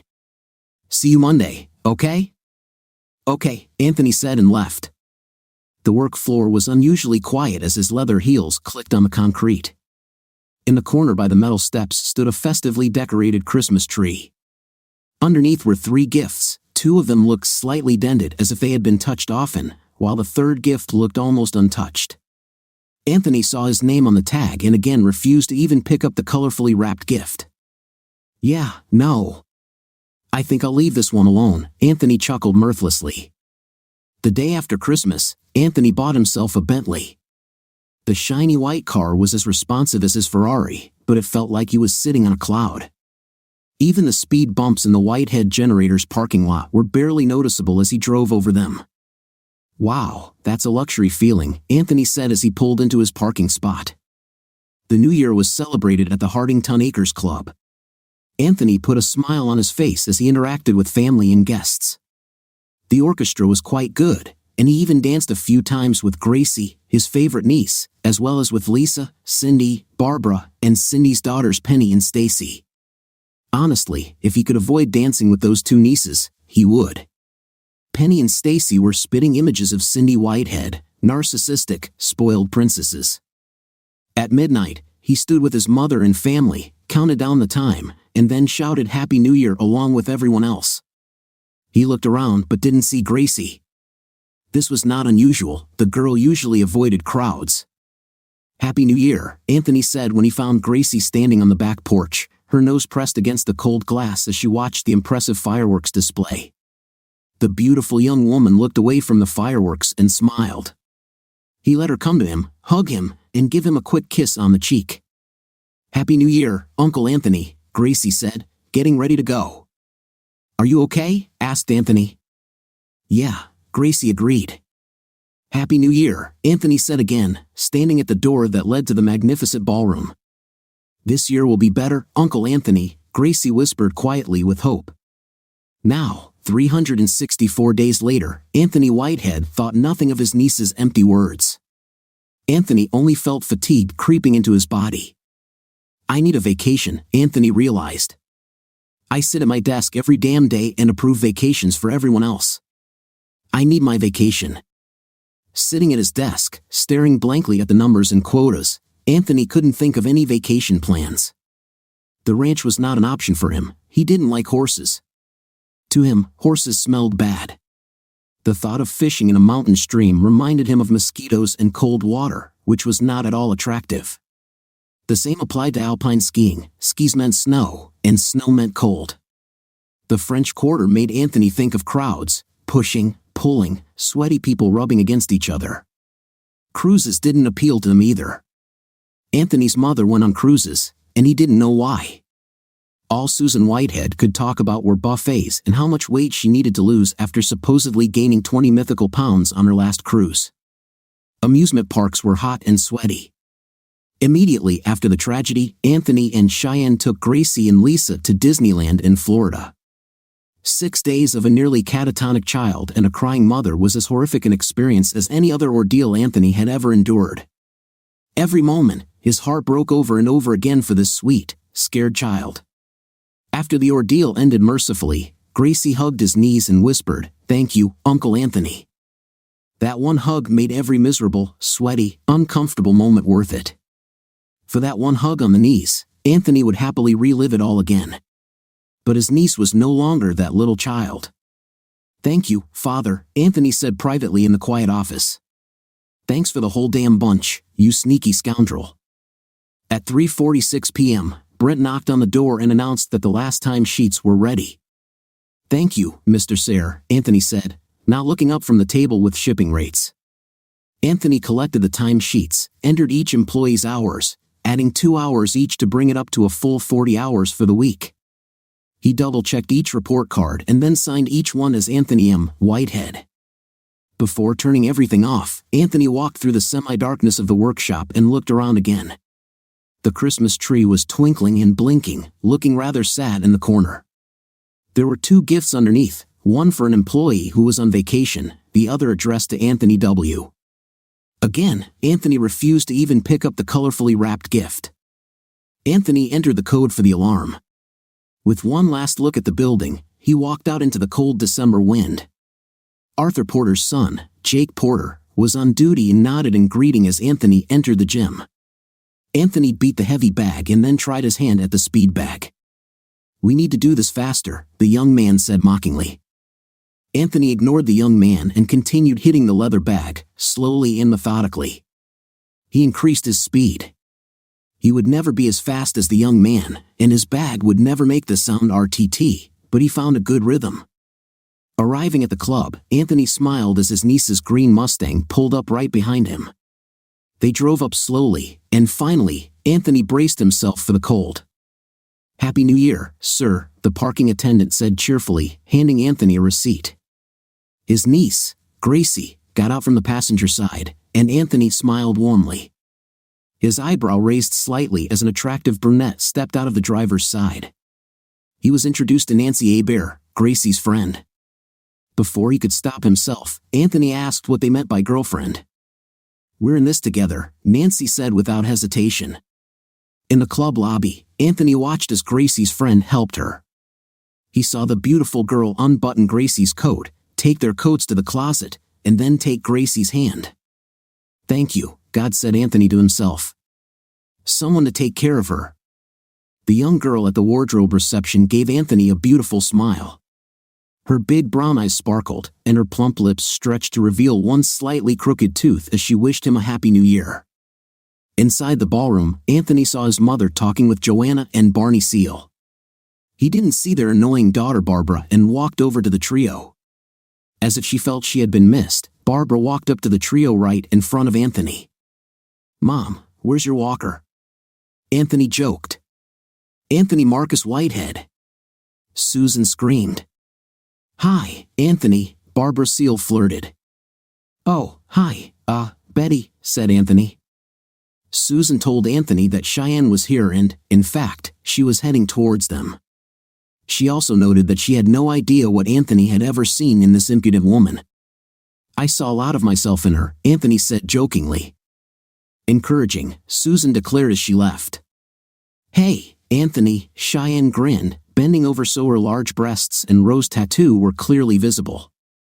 "Hi, Cheyenne," Anthony said. "So, where is he?" "Oh, what's his name?" Cheyenne suggested, clearly drunk. "Roland." Cheyenne slurred her words and staggered on her 5-inch heels. Even though Cheyenne was bragging about her 24-year-old boyfriend, Anthony could feel her unhappiness coming off her in waves. He felt depressed talking to her. He felt no jealousy towards Cheyenne or Roland, her young lover. Anthony felt sorry for her and felt some responsibility for her misfortune. "Well, Happy New Year," Anthony said as Roland Verdit approached them. The young man's face was gloomy, and his unsteady gait told Anthony that Cheyenne wasn't the only one who had gotten too carried away with the champagne that evening. "Roland, how are you?" Anthony put a smile on his face and extended his hand. "Cheyenne was just telling me how happy you two are together." "Oh, yeah," Roland said, putting his arm around Cheyenne's waist. The gesture nearly dropped them both to the ground. Anthony supported Roland, preventing a minor embarrassment for the couple. "Oh yes," she said. "You're twice as good as me." "So, what can I say, huh?" Anthony said good-naturedly. "You know, I could never make Cheyenne happy, so if you can, just go ahead. More power to you." The group was a quintet with an emaciated female vocalist. They were good and performed a variety of dance songs. Anthony danced with his nieces Penny and Stacy, his sisters Cindy, Barbara, and Lisa, and his mother. However, Gracie seemed happy to be dancing on the dance floor with her friend. For several dances, Anthony simply stood and watched the two young women smiling at each other as they swayed to the music. His younger brother Jimmy had approached Lisa. Jimmy demanded a conversation with Gracie and an opportunity to make amends in his relationship with her. There was a row, and an angry Lisa hit Jimmy, knocking him to the ground. Before Anthony could intervene, Susan Whitehead quietly but firmly ordered Jimmy to leave. Anthony sat at the table, shaking his head. Gracie, deeply upset, allowed herself to be led to the table by Nancy. Anthony's heart almost broke when he saw how the girl consoled and cared for his niece. Again, he silently thanked God that Nancy Hebert was in Gracie's life. After 2 glasses of water, Nancy pulled Gracie back onto the dance floor. Anthony and Lisa exchanged smiles as they watched the two young women dance. "Come on, Mom, let's dance," Anthony demanded, taking Susan's hand. Although he had not planned it, Anthony was one of the last to leave the ballroom. He hadn't seen Roland or Cheyenne since their last meeting and assumed they had either been placed in a secluded corner to pass out or had been discreetly asked to leave. Anthony still wondered why Cheyenne continued to be a member of the club. She had always despised it when they were married. He also wondered how she paid for her membership.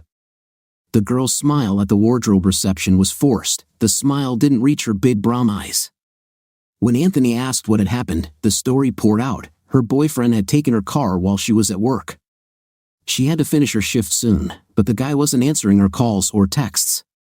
Anthony invited the girl to use his phone, suggesting that this guy was ignoring his girlfriend's calls. The assumption turned out to be correct. Trey Edmonton answered the third call using his best ghetto voice. Anthony informed Trey Edmonton that he and his team would get the girl home safe. The wardrobe girl's eyes widened in surprise when Anthony ended the call. Anthony smiled as his phone started ringing. He sent the call to voicemail, telling the girl that her boyfriend seemed to be quite drunk. When her own phone started ringing, Anthony offered to take her home. The trip from the club to the girl's apartment took 24 minutes. During the trip, Anthony learned that Nessie, that was the girl's name, lived with her mother, stepfather, and 2 stepsisters in a 2-room apartment. Nessie was short for Vanessa. In her cheap jacket and branded polo shirt and polyester trousers hugging her attractive figure, Anthony decided that Nessie was not just any girl, she was Vanessa. At her apartment, Vanessa demanded Anthony's phone number. She entered her number into his phone, which greatly amused Anthony. As she gently released his lips, Vanessa gave a soft bite to his bottom lip with her teeth. On his way home, Anthony passed a compact car that was stopped by a St. Parish police car. A sullen young man sat in the back of the cruiser, and Anthony wondered if this was Nessie's ex-boyfriend. Apparently, this was Vanessa's ex-boyfriend, as she now spoke of him. Anthony didn't weaken until he pulled into his garage. At 11 minutes past midnight, Anthony's phone rang. He saw Vanessa's name and briefly considered setting the girl's ringtone to Brown-Eyed Girl by Van Morrison. "Hello," she greeted cheerfully when he answered. "Hello," Anthony replied. "Hey, me. Listen, what are you doing for dinner?" "My mom makes New Year's stuff, you know, ham, black-eyed peas, and cabbage." No, it's not that nasty cabbage. My mom really makes the best cabbage. She fries it with a pound of bacon. It's so delicious. And applesauce. Will you come?" Vanessa quickly said. Vanessa, do you know how old I am?" asked Anthony. "No, not really," Vanessa replied. "Honey, I'll be 42 on February 27th, Anthony admitted. "Oh, so what? 42-year-olds don't eat?" Vanessa asked. We eat more than we should most of the time," Anthony laughed. "Okay then, lunch will be at 1, Vanessa said. Anthony shrugged. He had no plans for lunch, and cabbage cooked with a pound of bacon sounded delicious.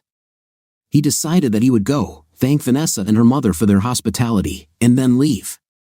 Burns & Burns grocery store was open.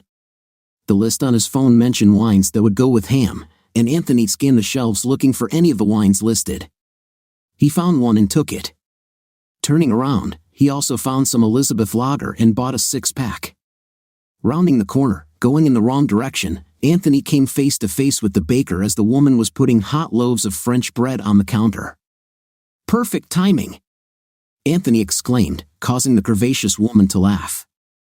Walking down the aisle next to the wine bar, Anthony saw neatly arranged bouquets of fresh flowers. "Do grocery stores sell flowers?" Anthony asked out loud. "For Valentine's Day, you won't find a better deal," a young store employee assured Anthony. "Those flower shops will charge you $20-30. It's $4.99 here." "Yeah," said Anthony. He carried the beer, wine, and bread to the open cash register. Then he returned to the flower aisle and took 2 vases, already arranged. One was a mixture of different flowers, and the other was a collection of white roses. The exhausted woman smiled when Anthony returned with the 2 vases. "I think so," Anthony agreed. "Oh, they're beautiful." "2? Will anyone be jealous?" the woman asked, carefully scanning the vases. "There might even be a shooting," Anthony said. "Remember, keep your head down." The woman chuckled. "Yeah, where were you when I was getting divorced?" she asked, and Anthony laughed. In the car, Anthony made sure to cut the price tags off the bouquets. He then placed the 2 vases on the floor of the front seat of his Ferrari and drove to the apartment complex. "Hello!" Vanessa exclaimed joyfully, opening the apartment door. "Hi," Anthony said, handing her a vase of white roses. "This is for you." Vanessa's brother was almost an exact copy of Natalie Arnold, her mother, the same blonde hair, the same brown eyes, the same big breasts, the same round buttocks, and the same smile. Natalie's handshake was warm as she greeted Anthony, but then she scolded him for bringing wine, beer, and bread. "And look what he brought me," Vanessa boasted, showing her mother the vase of roses. "Man, wow, they're beautiful," Natalie said, reaching out to gently touch one of the rose petals. "I'll be right back," Anthony said. "Oh, you shouldn't have done that," Natalie countered when Anthony returned a moment later with another vase of flowers. "Are you feeding me?" "Oh yeah, I should have done that," Anthony replied. "Clarissa, Bunny, this is Tony," Vanessa introduced Anthony to the 2 rather plump girls. "Anthony," he smiled. No, I'll call you Tony," Vanessa smiled and kissed him. "Bunny, go tell Daddy that dinner is almost ready," Natalie ordered the younger girl. "Yes, Mom," Bunny said and ran down the corridor. Anthony was sure that the neighbors below Arno's apartment didn't like it when Bunny ran around. The sound was quite loud. "Hi, I'm Frank. How are you?" Frank said, trying to push Vanessa away to get to Bunny. "Anthony Whitehead," Anthony smiled as Frank grabbed the girl's chubby hand. "Dad, don't!" Bunny screamed as her father picked her up. "What did I tell you, huh?" Frank said, giving the girl 2 slaps on her plump buttocks and then a loud kiss on the cheek. "Hi, Anthony. How are you?" Frank said, holding out a meaty hand. "I'm okay. What about you? How are you?" Anthony said, shaking the man's hand. Lunch was a celebration. It was loud, cheerful, and energetic. The wine was shared among all 6 of us, even Bunny and Clarissa, who tried a glass each, grimacing at the taste and quickly rinsing their mouths with sweet tea. "And now, a beer," Frank said when Natalie mentioned St. Elizabeth Lager, which Anthony had brought along with the wine and bread. "Okay," Vanessa agreed. "Oh, and we'll have banana pudding, Anthony. Do you like banana pudding?" Natalie asked. "Damn it, who doesn't like banana pudding?" Anthony agreed. Over banana pudding and coffee, Anthony was told about Vanessa's early days. He was even shown photographs of her as a cute child. He also learned about Frank's ex-wife, Bunny, and Clarissa's mother, who had just left them. "Coming home, oh damn, I'm almost tired," Frank said. "Been on my feet all day." "What are you doing?" asked Anthony. "Mr. Tony, my dad is a mailman," Bunny said proudly. "Tony?" thought Anthony. "You said it was Anthony," Natalie asked. "Looks like Vanessa decided it would be Tony," Anthony smiled. His smile widened as Vanessa squeezed his hand. She laid her head on his shoulder. "Anyway, when I get home," this little one says, "Oh, Daddy, I'm going to starve, right?"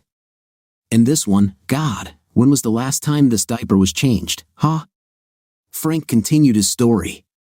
"I'm right next door, man. Those apartments were small, huh?" Natalie smiled, remembering. "Yes, they were," Frank agreed. "And this one is getting smaller." "What do you mean?"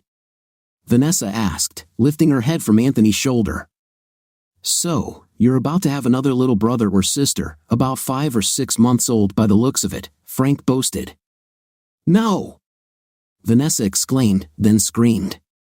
Somehow, dinner moved from the small dining room to the living room. Anthony was wedged in the corner of the small sofa with Vanessa cuddled up to him. When Anthony admitted that he was the COO of Whitehead Generators, Frank's only comment was that he knew where it was but that it wasn't on his route. "I think it's Sharon who services this whole block," Frank mused. For some reason, Anthony felt he had to reduce his importance. He should be more like this family. So, he told them about his work for St. Parish before his father's death, civil engineering. "Yeah, remember?" Frank said, then looked at Anthony. "But dude, were you sick or something? Damn, you lost a ton of weight." When Anthony finally said goodbye. When he took his long coat off the hook, Vanessa put her coat on too. "Where are we going?" asked Anthony. "I was going to ask you about that." She smiled and grabbed his hand. "You know what? I haven't been to a movie and I don't remember when," Vanessa said. Anthony decided to stand outside the Joy 4 movie theater in Elk, Louisiana. Anthony and Vanessa huddled together, trying to get shelter from the harsh wind blowing off the bayou. Apparently, they weren't the only ones who decided to go to the movies. In front of them stood a line of almost 40 people wanting to buy tickets, and among the 3 people in front of them, Anthony saw a familiar face. The young man Cheyenne Whitehead was clinging to his knot Roland. Oblivious to those around them, the two kissed and shamelessly groped each other. At first, Anthony was outraged by his ex-wife's behavior. Then a sober thought came over him. Quite often during their marriage, Cheyenne would say she was going somewhere but then end up not where she said she would be. Other times, she was unavailable altogether and didn't say where she was. What did Cheyenne do when he couldn't find her? She always had plausible excuses for these periods or reacted very defensively.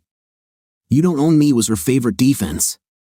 But now, as he observed his ex-wife's behavior, Anthony wondered if this behavior had been the norm while they were married. "Oh, Vanessa," Vanessa shuddered as a gust of icy wind swept across the asphalt parking lot. Anthony smiled and pulled the girl towards him, kissing Vanessa on the nose. Someone standing between Anthony and Cheyenne apparently said something to the loving couple. Cheyenne turned to answer. As she did, she saw Anthony, and her arrogant expression turned into fear. Anthony smiled and nodded in recognition. Cheyenne's face changed again, taking on a mock expression. "Is this one of Gracie's little friends?" Cheyenne said mockingly, pointing her red fingernail at Vanessa. No. This is my girlfriend, Vanessa bro, Anthony smiled.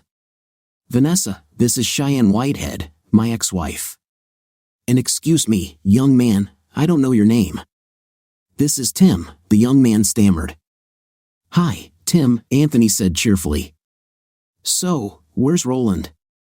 Too drunk, Cheyenne said, turning away from Anthony and Vanessa. The line moved slowly. Right before they reached the window, Anthony asked Vanessa what movie they were going to watch. She seemed surprised that she was allowed to choose. Inside, Anthony stood behind Cheyenne and Tim in the snack line. Tony, I can take, Vanessa began, looking around at the illuminated menu. Honey, you can take whatever you want, Anthony smiled. So, Tony? Cheyenne screamed, eyes wide in surprise as she turned to face them. The line is moving, Anthony smiled, nodding his head. You almost hit me that time, Cheyenne said. I don't remember that, Anthony said, shrugging. But maybe I didn't care about you as much as I care about Vanessa back then, huh? Ah, Tony, Vanessa exclaimed, hugging Anthony tightly. Don't worry, baby, Cheyenne told Vanessa mockingly. Once the glitter wears off, he'll throw you away like toilet paper. Only if it acts like toilet paper, Anthony said. The line is moving. Maybe you should come over. Why don't you go to hell? Cheyenne said angrily. After the movie, Anthony reluctantly told Vanessa that the next day was a workday and he needed to catch up. From Vanessa's apartment complex, Anthony drove home to his mother. Luckily, she had already prepared coffee. Sitting at the kitchen bar, Anthony told Susan about meeting Cheyenne at the Joy 4 movie theater. Was Susan's only response. And so I'm standing there thinking, did she cheat on me? How is she doing it now with Roland? Anthony said. I think it's all water under the bridge now, but no. Well, at least for the first 2 years after your wedding, Susan revealed. What? How do you know that? Asked Anthony. Susan pushed her coffee cup towards him and then moved away from the counter. Anthony poured himself more coffee and topped it up for his mother. He made sure to turn off the coffee maker. Do you need to make some more coffee? Susan asked, returning to the kitchen with a plastic folder. No, Mom. Plus, I thought caffeine was bad for you old people, you know, urinary tract infections and all that, Anthony joked. Anthony Marcus Whitehead. Susan screamed, slamming him with the plastic folder. I just don't know what I ever did to deserve a child like you. The plastic folder was from a private investigator named Reynolds. Reynolds was hired by Marcus Whitehead, Anthony's father, to spy on Cheyenne Allison Frick Whitehead. The surveillance continued for 27 months before Marcus stopped it. She was a drinker who seemed to be addicted to spending your money on frivolous things. But no, she didn't cheat on you, Susan concluded. Oh, trust me, if she cheated, we'd be more than happy to let you know. In fact, I had to talk your dad into not calling the police because of her lifestyle. How did you do that? Anthony asked, flipping through the report. The 70s were pretty turbulent, Susan said. And Dad agreed with this. Anthony asked, closing the folder, your father loved you. Anthony, it may not have looked like it, but he loved you, Susan said. Are you sure you don't want more coffee? The next morning, Anthony did a grueling workout at Arthur Porter's gym. After a quick massage from Randy, the massage therapist, and a quick shower, Anthony was ready for the first day of work of the new year.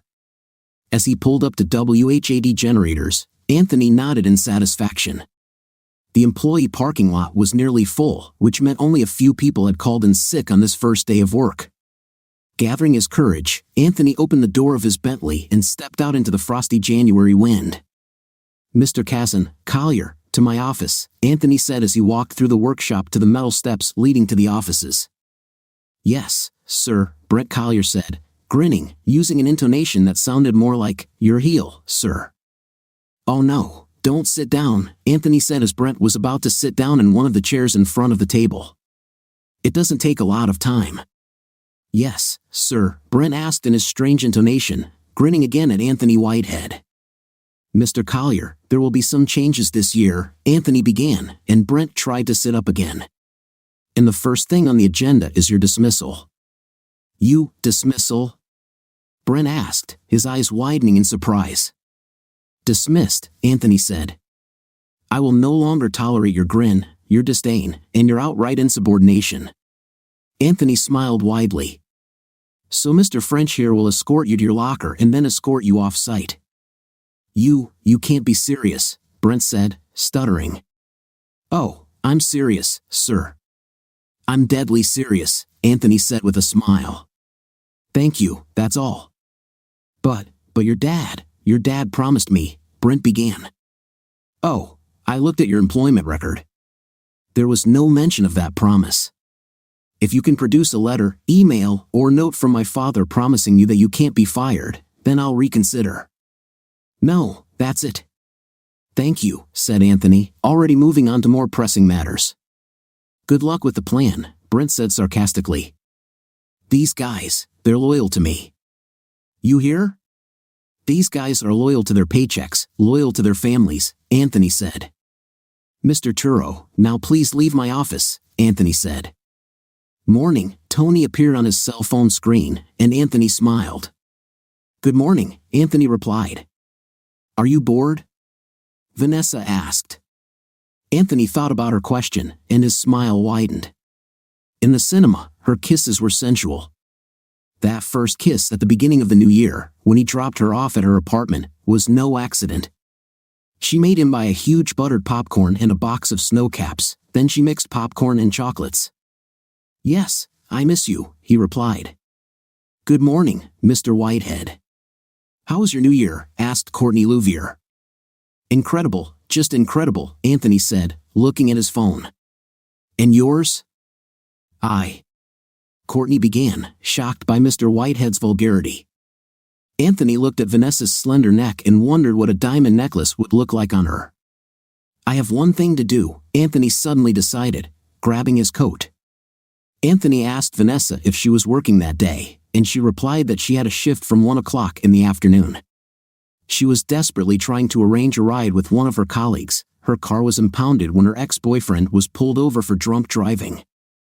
"I'll take you," Anthony wrote. "Hooray!"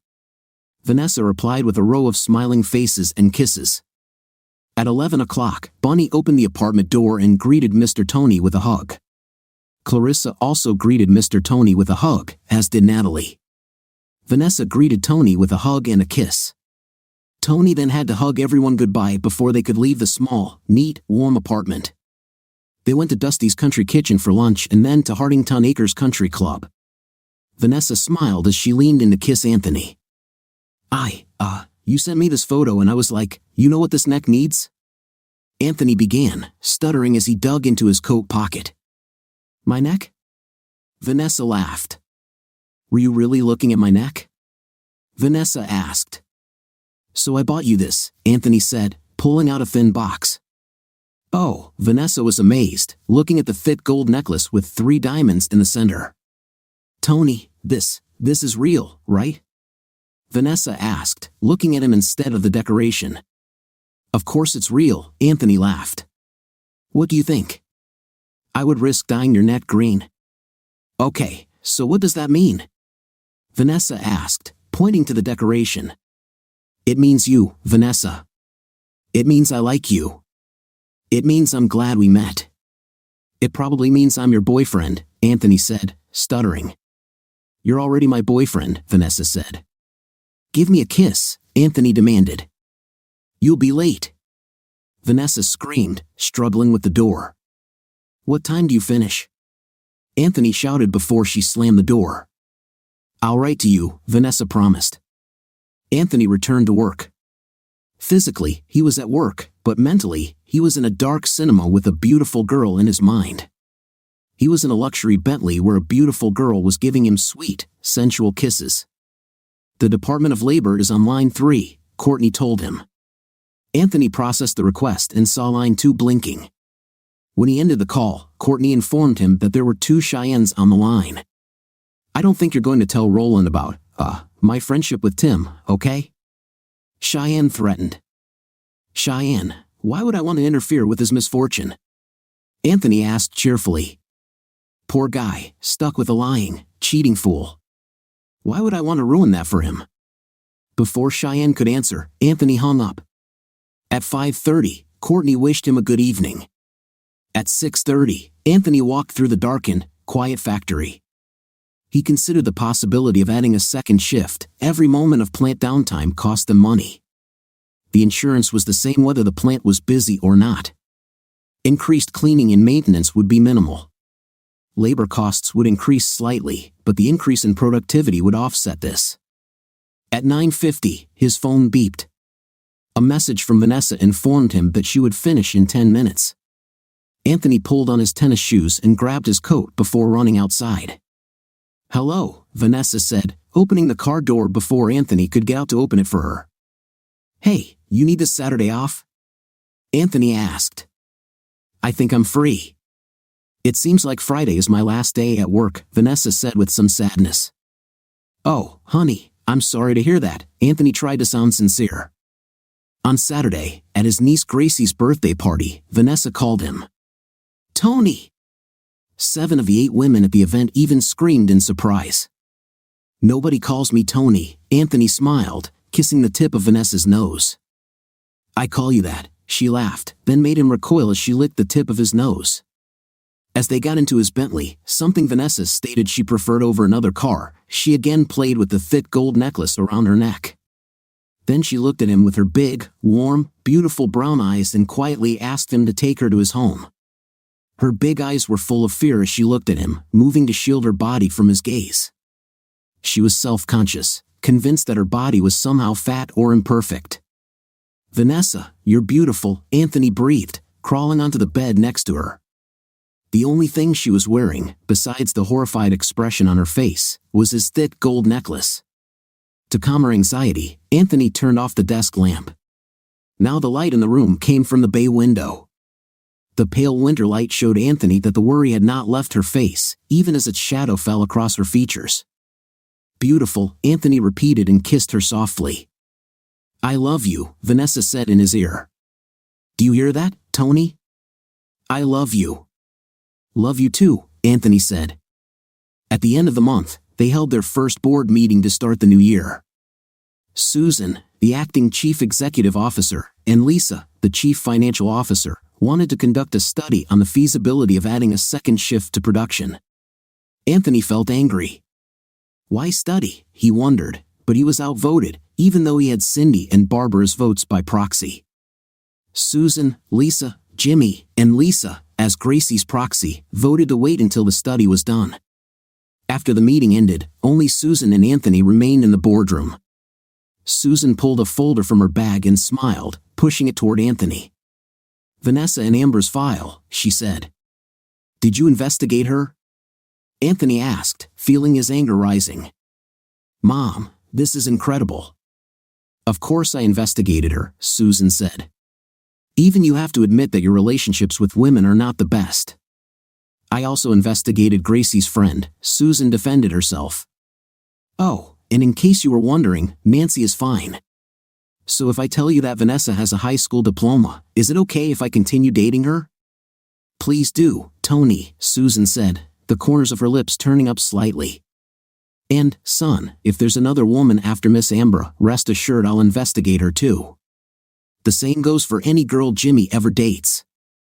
Anthony pushed the file toward his mother and stood up. "Good night, Mom," he said. Just wait until you have kids of your own," Susan said, putting the folder back in her bag. Spring had replaced the frosty winter. In April, at his niece's wedding to her friend, Anthony was excited and felt honored when he was asked to walk Nancy down the white silk aisle. Walking past the smiling faces of relatives and friends, Anthony truly felt happy. After the ceremony, Jimmy approached Nancy and Gracie, told them he was proud of them, and wished them a long, happy life. Anthony saw tears of pain on his little brother's cheeks as he turned to leave. Vanessa squeezed Anthony's hand. She looked at him as he stepped into the passage. "Love you," Anthony said, hugging Jimmy. Jimmy tried to answer but was too choked with tears. "Call your mentor," the waiter said as Jimmy hurried out of the country club pavilion. On May 27th, Natalie Arnold gave birth to Clara Marie Arnold. On June 1st, Anthony gave Jimmy his final instructions, called him a fool, and stormed out the doors of Whitehead Generators. In the parking lot, he got behind the wheel of a rented motor home and drove to the Spanish Armada apartments. He didn't even have time to park the bulky vehicle before Vanessa was already running down the stairs with a suitcase in her hands. "You can't tell me it's all your stuff and all of Clarissa's stuff and all of Bunny's stuff," Anthony said. "You're crazy too," Vanessa smiled. "This is my suitcase. Bunny and Clarissa's suitcases are still upstairs." "You're not bad yourself," Anthony laughed. "Well, let's go see your beautiful little sister." They went upstairs together. Natalie proudly showed them the still somewhat wrinkled and bruised baby. The trip was a surprise for Bunny and Clarissa. The girls rushed out of the school building, happily surprised to see their big sister and Mr. Tony waiting for them at the entrance to the school parking lot. "Nessie! Mr. Tony! What are you doing here?" Bunny asked, hugging them. "Come to see if there are any little girls who would like to go to Disneyland," Mr. Tony said. "Are we going to Disneyland?" Bunny screamed. "Mr. Tony, you're not kidding, are you?" "CL," Clarissa asked, hardly believing her ears. A week later, for burned but happy people were back on I-10 heading west. Bunny leaned on Mr. Tony and kissed him on the cheek. "Mr. Tony," she said. Anthony replied, turning on his turn signal to change lanes. "Mr. Tony, you need to marry Nessie," said Bunny. "Oh, why is that, Bunny?" Anthony asked. "Francis Teresa Arnott," Bunny said. "Who told you my name?" Anthony asked, surprised. "Santa Claus," Bunny suggested, not wanting to tell the 7-year-old that her mother had provided a file on her older sister, which included Bunny's real name. "But tell me, why should I marry Nessie?" "Because she loves you," Bunny said. "I love you too." "Well, that's a really good reason," Anthony nodded. "So, will you do it?" Bunny asked. "Maybe," Anthony replied, looking in the side mirror. "Come on, boy, get away from me, okay?" When they pulled up to the apartment, Anthony was just glad to get out of the driver's seat. Bunny and Clarissa were annoyed when Anthony woke them up, and this irritation increased when their father pretended he didn't even know they had been away for a week. "Girls," Natalie smiled, "your dad is teasing you. We missed you terribly." Mr. Tony received 3 sleepy hugs and 1 sleepy kiss. Anthony walked down the stairs, his back starting to ache at the thought of having to get back into that big car to return it to the rental agency. Upon returning home, Anthony entered his house and realized that he felt lonely. "Mom, I'm home," he said when Susan answered the phone. "Oh, you're leaving?" Susan joked. "Yeah? Oh, sorry. Is dementia starting yet?" Anthony asked. "Anthony, I hope when you have children, you have a child who looks like you. Do you hear?" Susan snorted. "Love you, Mom," Anthony laughed. "Thank God," Jimmy said when Anthony told him he was back home. "I swear to God, I don't know how you can stand it day after day. I'm going crazy." "Assuming you ever had intelligence," Anthony replied. During their week-long stay, Anthony and Vanessa slept together in a fairly large bed, but since Bunny and Clarissa were within touching distance, they did nothing but hug and kiss.